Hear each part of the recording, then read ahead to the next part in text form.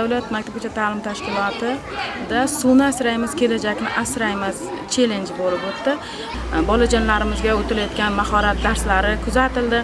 Bunda tarbiyachilarimiz bolajonlarimiz bilan suvni asrash haqida, suvni asraymiz, kelajakni asraymiz mavzusida suv global muammo sifatida suvni asrashimiz kerakligini tushuncha berib, bolajonlar bilan suv ustida tajribalar o'tkazdi.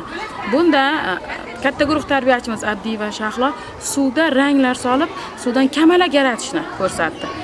Tulboy va Sevara o'rta guruh tarbiyachimiz bo'lsa, bolajonlar bilan tomchi ertagini sahnalashtirdi. Jismoniy tarbiya yo'riqchimiz ham Xo'jam Shukur va Shahlo bolalar bilan sport o'yinlarida suv tajribalaridan suv asosida foydalanib sport o'yinlari o'tkazildi. Basseynlarda bolalarga suzishlar o'rgatildi. Bolajonlar bilan suvda qanday hayvonlar suzadi, tandirga nonlar yopildi. Katta guruhimiz tarbiyachi Jumay va Ro'zigul bugun qizaloqlarimiz bilan tandirga non yopishdi. Nonlarimizni yopish jarayonlari, tayyorlash jarayonlarini ko'rsatib, bolajonlar bilan nonlar pishirib mehmonlarga tarqatildi.